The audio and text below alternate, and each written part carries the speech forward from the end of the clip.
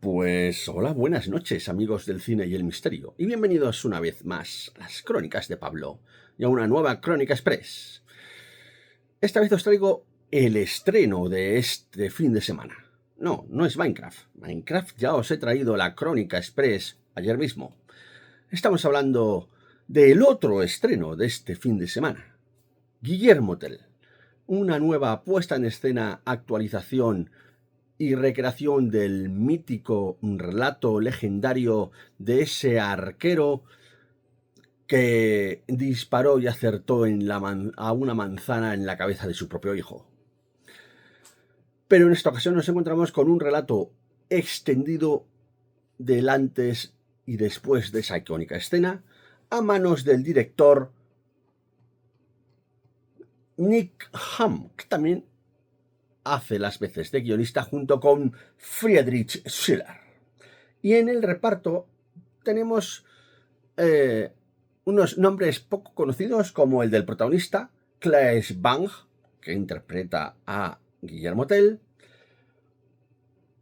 junto con otros más conocidos como Jonathan Pryce o Ben Kingsley. Y el reparto también lo completan actores como Jonathan Howard King o Connor Swiddles, que es el que interpreta al el Comodoro Hessler, que será como si dijéramos el antagonista o el que pretende prender o dar caza a Guillermo Tell y a sus intereses de independencia o de rebelión de los cantones suizos contra el avasallaje y la invasión austríaca allá por 1300. En ese aspecto, la película se centra sobre todo en el concepto de rebelión, de luchar por la libertad, luchar por los ideales y principios nobles de los cantones suizos, básicamente poblados por simples aldeanos y agricultores o campesinos que se sienten totalmente oprimidos, sojuzgados y coartados de cualquier tipo de identidad identitaria como pueblo, que les es sometido por el Sacro Imperio Romano Germánico y en esta ocasión por el Ducado de Austria. ¿A qué me suena esto? Pues es que es un concepto bastante traído, por ejemplo, con la figura de Robin Hood o la figura de William Wallace. O si me apuras, incluso personajes legendarios como pueda ser también el Rey Arturo. Todos estos personajes altamente representados en la cultura y en la cinematografía a nivel histórico, y que en esta ocasión pues le ha tocado saltar a la palestra a este mítico personaje como es Guillermo Tell, que representa esa idiosincrasia de rebelde en pos de la libertad y la identidad suiza, como también lo era William Wallace con la identidad escocesa, o la lucha contra la tiranía gubernamental, como representaba Robin Hood contra el sheriff de Nottingham. Conceptos que son altamente representados y que en este sentido la película tampoco aporta nada nuevo. Y si me apuráis, la película adolece de otro de los grandes problemas que está habiendo, sobre todo en las adaptaciones de momentos históricos en la situación actual en la que estamos, de wokismo y empoderamiento. Y de ideas, formas de pensar o formas de concebir la vida muy distintas a cómo se concebían en el momento histórico que se intenta representar. Y es así. Vemos un siglo XIV totalmente actualizado, como si dijéramos, con mentalidad del siglo XX o del siglo XXI, como es el siglo en el que estamos. Y eso es un poco error para mi opinión, porque mal que le pese a quien le pese, el siglo XIII y el siglo XIV y el medievo en general tenía unas condiciones y un establishment y una forma de concebir la vida de una forma radicalmente diferente a la actual y no se pueden traspolar unas a otras. Y eso es precisamente lo que se ha hecho con esta película, sobre todo con la imagen de la mujer. ¿Cómo iba a haber sido la mujer en el siglo XIV? Pues mal que le pese al feminismo, totalmente en un segundo plano con respecto al hombre. Y aquí no, en esta película vemos un enorme empoderamiento femenino que para nada se podía haber contemplado en la época que nos intentan reflejar. Y eso pues le resta cierta veracidad histórica, dentro de que estamos básicamente hablando de una figura legendaria, como es la de Guillermo Tell, porque no hay vestigios o documentación histórica que nos reflejen que este personaje pudiera haber existido en la realidad.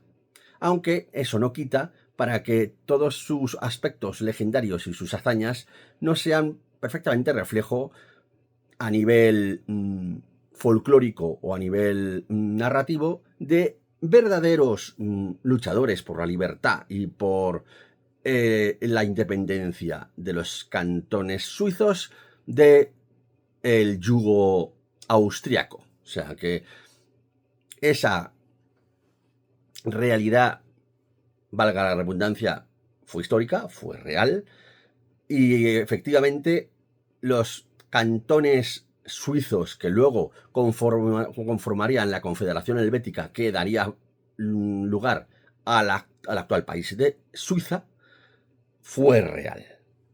En concreto, si nos vamos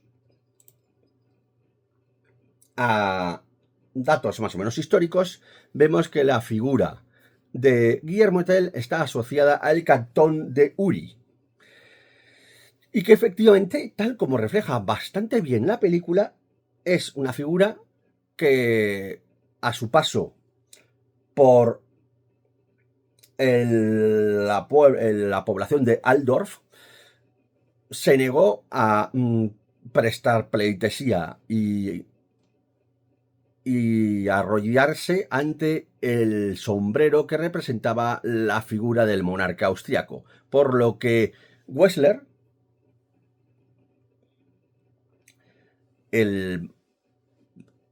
pues como si dijéramos el corregidor o el mandatario de la zona, le arrestaría y, sabedor de sus hazañas y su buen hacer con la ballesta, le retaría a el famoso episodio de la manzana y su hijo. Y aquí básicamente ese episodio está perfectamente recreado, es un hecho que está muy bien relatado, pero por supuesto es simplemente un capítulo más dentro de esas 2 horas largas que dura la película. Y vemos también el aspecto pacifista de Guillermo Tell, porque efectivamente aquí nos muestran a Guillermo Tell atribulado por su paso por las cruzadas y que eso le lleva a retirarse a su pequeña granja en el cantón de Uri con su mujer, que aquí le insinúan que es musulmana, y su hijo William. Pero que las circunstancias y ese enorme clamor y solicitud cada vez mayor de un líder o alguien que haga prender la chispa de la rebelión, se yerga contra la opresión austríaca. Y pues parece que esa China le va a tocar a nuestro protagonista muy a su pesar, porque él básicamente, la primera hora de la película se basa en constantemente intentar convencer a estos revolucionarios en, chavales, hay que frenar la guerra y no acentuarla. Que por cierto, esta película, en los diálogos se recurre un montón a frases célebres o frases ceremoniosas o frases shakespearianas teatrales, como la de si quieres la paz, prepárate para la guerra. O proverbios así, muchos de los cuales parece que están sacados de típico libro de autoayuda en plan Jorge Bucay, u otros de los típicos mensajes o citas literarias o citas de famosos alabando o mostrando una riqueza cultural que haga reflexionar al destinatario, que pues le da ese empaque teatral, ese empaque un poco ceremonioso que tiene la película, y que además pues le resta un poco de frescura y de naturalidad en tanto en cuanto ves discursos demasiado pomposos y demasiado estudiados. Y dentro de la teatralidad también habría que mencionar la propia puesta en escena, que sí, es soberbia. Los decorados, los escenarios, los castillos son naturales y se nota los ambientes totalmente y de luz natural y de lugares in situ probablemente de la zona alemana, austríaca o suiza. Y que eso pues le intenta dar un empaque mucho más naturalista, pero que a la vez la puesta en escena resulta un poco teatral. Porque ves también a los personajes o a los extras, a lo que es la puesta en escena, que está ahí como, pues eso, actuando. No da la sensación de, como puede pasar en películas como las dos películas que han hecho sobre D'Artagnan, y que eso sí que ves gente más metida en lo que pueda ser una vida cotidiana en París. Aquí no, aquí parece que son, pues eso, atrezo totalmente y extras que están con su función, pero que no te sientes en la plaza o en una situación real del siglo XIV medieval, sino que casi parece típico mercadillo medieval o recreaciones, más que puesta en escena, recreaciones históricas. Y eso es lo que chirría, ¿no? Chirría un poco con respecto a que el espectador se sienta verdaderamente en una situación del siglo XIV. Y eso también se refleja en el vestuario. El vestuario es que parece eso, de recreación histórica, más que ropajes realistas. Que es que, por ejemplo, a Chrysler le ponen una chupa y cuero que parece de motero, no me fastidies. Que sí, que se supone que esas vestimenta en esa época pues tendría que ser de cuero repujado, de cuero tratado, pero no con esos bordados que, pues eso, que parecen de motero. Son pequeños detalles que hacen que esta película se sienta más una recreación histórica desde la actualidad hacia el pasado que no una recreación real de hechos históricos del pasado. Aunque sí que hay que reconocer que el último tercio de la película sí que gana mucho en tanto en cuanto se produce pues ese enfrentamiento, que es el que inspira Guillermo Tell, o el personaje que inspira la figura de Guillermo Tell, y que llega a unir los cantones suizos de Uri, Zwift y Underwalder. Y que efectivamente les ves reunidos y conspirando contra la figura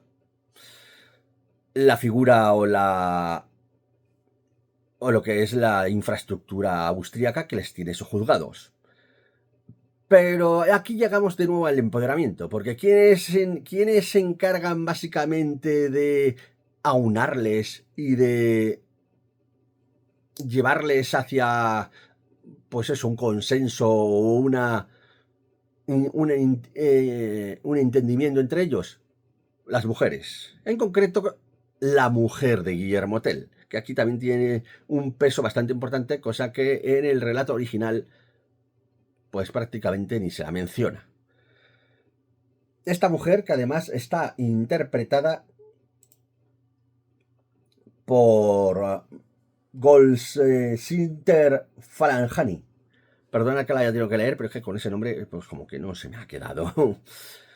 Y luego, pues, también tiene que haber una figura femenina dentro de la realeza. Es la princesa Gertrude, interpretada por Emily Beckham, y que viene a ser como la Marian de Robin Hood, o esa princesa que también sale en Braveheart. Y que aquí, pues es una especie como de entidad que está dentro de la establishment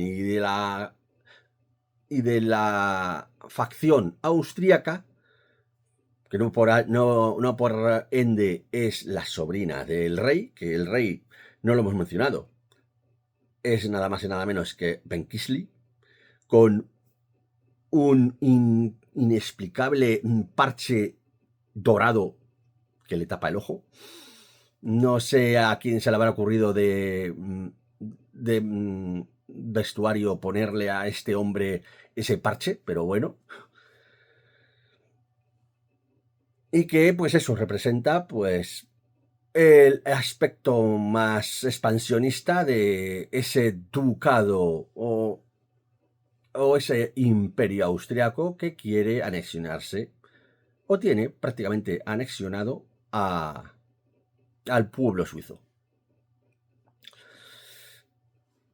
En fin, la película hay que reconocer que es entretenida, tiene un buen acercamiento a lo que es pues una historia o un momento de la historia más o menos desconocido, como pueda ser la lucha independentista de los suizos sobre los austriacos.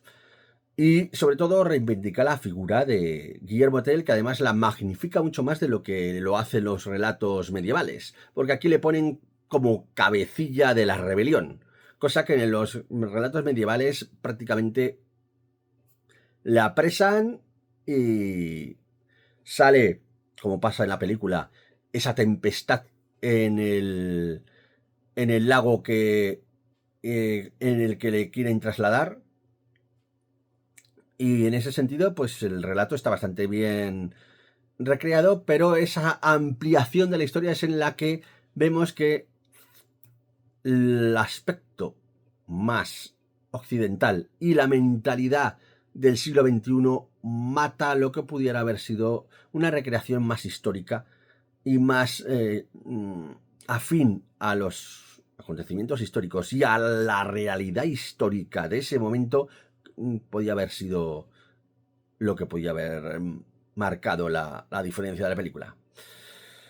Por ello, la película se queda en eso, una recreación con visión del siglo XXI del mundo medieval, ese empoderamiento femenino mal metido, porque en esa época las mujeres para nada podían aspirar a todo lo que hacen las mujeres en esta película. Y la película es entretenida, hay que reconocerlo. Si buscas una película como la que pudo haber sido aquella película de Robin Hood del 2018 de Robert Egerton, con acción entretenida, con buen ritmo, aunque a veces ese ritmo se ralentiza con tantas escenas de diálogo y tanto speech grandilocuente y belborreico que quieras que no ralentiza y lastra el ritmo de batalla o el ritmo de conspiración o el ritmo de acción que intenta tener la película, pues es una película que si pasas en alto todos estos detalles del empoderamiento, de la visión demasiado contemporánea y demasiado yankee o demasiado, pues eso, con la mentalidad occidental actual, pues puede llegar a ser entretenida. Si te gustó, ya te digo, estas últimas versiones de Robin Hood, pues, pues eso, la película esta de Guy Ritchie, de El Rey Arturo, todas estas películas de acción, pero que no se toman en serio, no se paran exactamente a recrear un momento histórico con sus propias directrices. Es una película entretenida, disfrutable, que son 2 horitas que, pues oye, entretener entretiene, pero no le pidáis ni rigor histórico ni ningún tipo de premisa más o menos de fortaleza o de recreación histórica verosímil. Bueno, verosímil sí, pero no realista con respecto a cómo eran las cosas en el siglo XIV. Así que yo, por darle una nota, pues le voy a dar un 6. Un 6, pues porque al fin y al cabo es entretenida, se deja ver, está bien llevada, tiene escenas bastante rescatables, tiene unos movimientos de cámara y un aspecto técnico bastante cuidado. La fotografía de paisajes y de castillos y de localizaciones está muy cuidada. Eso sí, de la iluminación, cuando usan la iluminación natural, no tienen el acierto, el atino de evitar que las imágenes salgan un poco veladas o un poco quemadas con respecto a la luz solar, que por eso generalmente se tiende a rodar en días nublados, por ejemplo, o con filtros o con medidas para evitar que el sol, que es el mayor enemigo de cualquier tipo de representación, tanto pictórica como literaria, porque no veáis cómo destruye el sol el papel, como también vemos a nivel fílmico, porque el sol muchas veces, pues las tomas quedan como veladas, y quieras que no, pues la nitidez o el cromatismo vivo y brillante de los colores, pues queda, pues eso, con una especie de velo blanquecino que lo opaca. Pero bueno, salvo esos pequeños detalles, tanto técnicos como artísticos, como de recreación histórica, pues la película pues merece ese 6. Déjame tú en comentarios cuando la veas qué te ha parecido. Like, suscríbete y, como decimos en el canal, sed buenos, no hagáis nada lo que yo no hiciera. Y recordad, hay muchas crónicas, pero no son las crónicas de Pablo. Hasta pronto.